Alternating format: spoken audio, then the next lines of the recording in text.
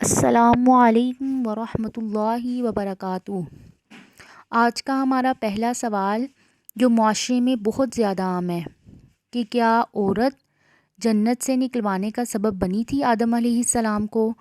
تو آج ہم اس سوال کے بارے میں قرآن سے اور بائبل سے دیکھتے ہیں۔ کیا یہ صحیح ہے کہ حضرت حوا کی وجہ سے حضرت آدم جنت سے نکالے گئے تھے کیونکہ انہوں نے ہی حضرت آدم کو ممنوعہ پھل کھانے پر آمادہ کیا تھا؟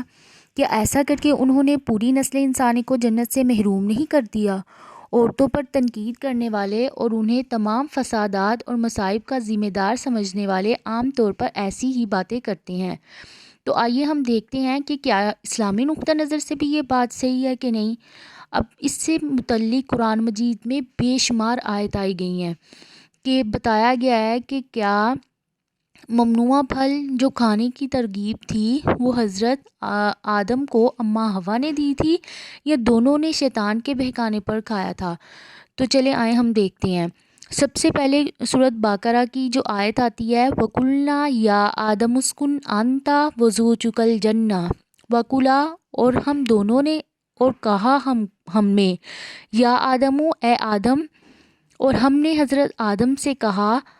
وَقُلْنَا یا آدم اسکن انتا وزوجک الجنہ،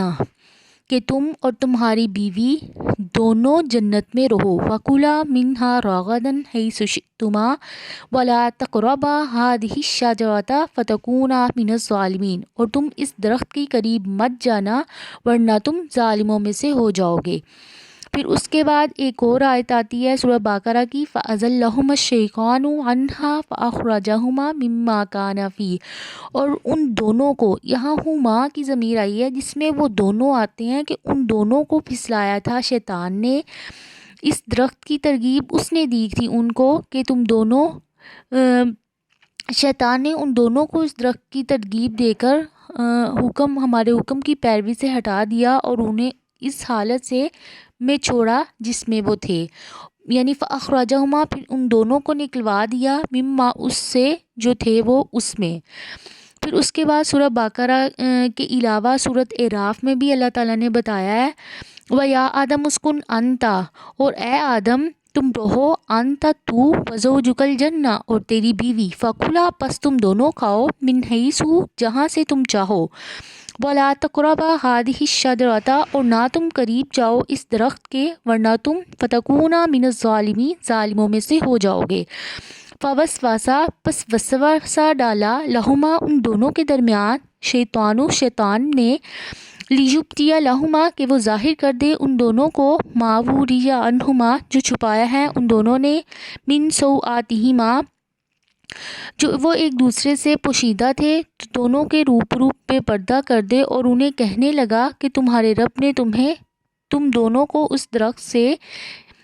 وَقَالَ مَا نَهَاكُمَا رَبُّكُمَا عَنْ هَٰذِهِ الشَّجَرَةِ إِلَّا أَن تَكُونَا مَلَكَيْنِ أَوْ تَكُونَا مِنَ الْخَالِدِينَ وَقَاسَمَهُمَا إِنِّي لَكُمَا لَمِنَ النَّاصِحِينَ، یعنی یہاں پہ اللہ تعالیٰ نے سورۃ اعراف میں بتایا کہ ہم نے حکم دیا تھا کہ اے آدم تم اور تمہاری بیوی جنت میں رہو، پھر جس جگہ سے چاہو تم دونوں کھاؤ اور اس درخت کے پاس مت جاؤ ورنہ تم دونوں ظالموں میں سے ہو جاؤ گے۔ شیطان نے ان دونوں کے دلوں میں وسوسہ ڈالا تاکہ ان کی شرمگاہیں جو ایک دوسرے سے پوشیدہ تھیں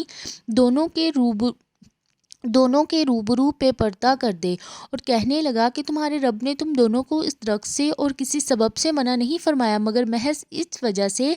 کہ تم دونوں کہیں فرشتے ہو جاؤ یا کہیں ہمیشہ زندہ رہنے والوں میں سے ہو جاؤ،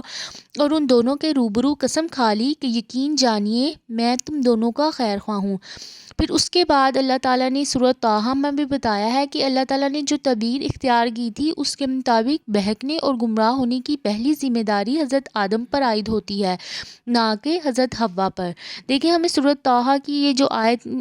نیچے لکھی ہے 117 سے لے کے 121 تک، اس میں دیکھیں اللہ تعالیٰ نے بتایا ہے کہ یہ ذمہ داری حضرت آدم پر عائد ہوتی ہے نہ کہ حوا پر، اور یہی وجہ ہے کہ اللہ تعالیٰ کی سرزنش اور تنبیہ کا سارا رخ حضرت آدم کی طرف ہے نہ کہ حضرت حوا کی طرف۔ یہ دیکھیں، قلنا یا آدم ان ھذا عدو لک ولزوجک فلا یخرجنکما من الجنۃ فتشقى ان لک الا تجوع فیہا ولا تعرى وانک لا تظمأ فیہا ولا تضحى فوسوس الیہ الشیطان قال یا آدم هل ادلک علی شجرۃ الخلد وملک لا یبلی فأكلا منها فبدت لهما سوآتهما وطفقا يخصفان عليهما من ورق الجنة وعصى آدم ربه فغوى۔ تو ہم نے کہا اے آدم، یہ تیرا اور تیری بیوی کا دشمن ہے، خیال رکھنا ایسا نہ ہو کہ وہ تم دونوں کو جنت سے نکلوا دے اور تم دونوں کسی مصیبت میں پڑ جاؤ، یہاں تک کہ تجھے یہ احرام ہے کہ نہ تو بھوکا ہوتا ہے اور نہ ہی ننگا ہوتا ہے، اور نہ تو یہاں پیاسا ہوتا ہے اور نہ ہی دھوپ سے تکلیف اٹھاتا ہے۔ لیکن شیطان نے اسے وسوسہ ڈالا، کہنے لگا میں تجھے دائمی زندگی کا درخت اور بادشاہت بتلاؤں جو کبھی پرانی نہ ہو۔ چنانچہ ان دونوں نے اس درخت سے کچھ کھا لیا، پھر ان کے سطر کھل گئے اور بہشت کے پتے اپنے اوپر ٹانگنے لگے۔ حضرت آدم علیہ السلام نے اپنے رب کی نافرمانی کی، پس بہک گیا۔ مذکورہ بالا آیات میں نافرمانی اور گمراہی کی نسبت واضح طور پر صراحت کر دی کہ اللہ تعالیٰ نے حضرت آدم کو کس غرض و غایت کے تحت پیدا کیا، اور اس غرض و غایت کی وضاحت آدم کی تخلیق سے قبل ہی کر دی گئی تھی۔ اللہ تعالیٰ فرماتے ہیں وَإِذْ قَالَ رَبُّكَ لِلْمَلَائِكَةِ إِنِّي جَاعِلٌ فِي الْأَرْضِ خَلِيفَةً قَالُوا أَتَجْعَلُ فِيهَا مَن يُفْسِدُ فِيهَا وَيَسْفِكُ الدِّمَاءَ وَنَحْنُ نُسَبِّحُ بِحَمْدِكَ وَنُقَدِّسُ لَكَ قَالَ إِنِّي أَعْلَمُ مَا لَا تَعْلَمُونَ۔ جب تیرے رب نے فرشتوں سے کہا کہ میں زمین میں خلیفہ بنانے والا ہوں، تو انہوں نے کہا ایسے شخص کو کیوں پیدا کرتا ہے جو زمین میں فساد کرے اور خون بہائے، اور ہم تیری تسبیح، حمد اور پاکیزگی بیان کرنے والے ہیں۔ اللہ تعالیٰ نے فرمایا تھا جو میں جانتا ہوں وہ تم نہیں جانتے ہو۔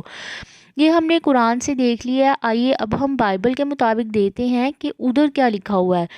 بائبل کے مطابق جو ہے وہ حضرت آدم کو حوا نے کہا تھا کہ درخت کے پھل کو چکھیں، اور جب انہوں نے اس پھل کو چکھا تو ان میں نیکی اور بدی اور شرم کے احساسات پیدا ہوئے۔ خدا نے اپنے حکم کی اس خلاف ورزی پر دونوں کو باغ عدن سے نکال دیا۔ مسیحیت میں اس واقعے کو بنیادی گناہ کہا جاتا ہے۔ اس وجہ سے مسیحیت میں عورت کو گناہ کی علامت سمجھا جاتا ہے، اور مرد کو بار بار تنبیہ کی جاتی ہے کہ وہ عورت کے بہکاوے اور فریب میں نہ آئے، بلکہ اسے اپنی نگرانی میں رکھے اور اس پر حکومت کرے۔ بہت سے مسیحی اولیاء نے عورت اور دنیاوی معاملات سے بچنے کی خاطر صحراؤں، جنگلوں اور ریگستانوں میں عبادت کرتے ہوئے زندگی گزار دی ہے۔ جن راہبوں نے ترک دنیا کی، انہوں نے شادی نہیں کی اور تجرد کی حالت میں زندگی کا وقت گزارا۔ موجودہ تورات میں اس معصیت کا حضرت حوا کی طرف منسوب ہونا اس کے تحریف شدہ ہونے کی واضح دلیل ہے۔ دیکھیں جو پہلی کتابیں آئی تھیں ان میں تو اب تحریف ہو چکی ہے، تو اس سے واضح ثابت ہوتا ہے کہ قرآن ہے وہ ہمارے پاس اب اس ٹائم موجود ہے، اور اس میں کسی قسم کی تحریف جو ہے وہ موجود نہیں ہے، جبکہ خود قرآن کہتا ہے اِنَّا نَحْنُ نَزَّلْنَا الذِّكْرَ وَإِنَّا لَهُ لَحَافِظُونَ۔ اللہ تعالیٰ کہتے ہیں کہ ہم نے اس قرآن کی حفاظت کا ذمہ خود لیا ہے۔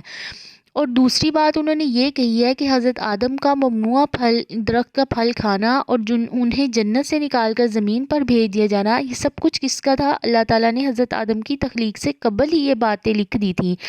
اس لیے تقدیر کے مطابق ان باتوں کا وقوع پذیر ہونا طے شدہ تھا۔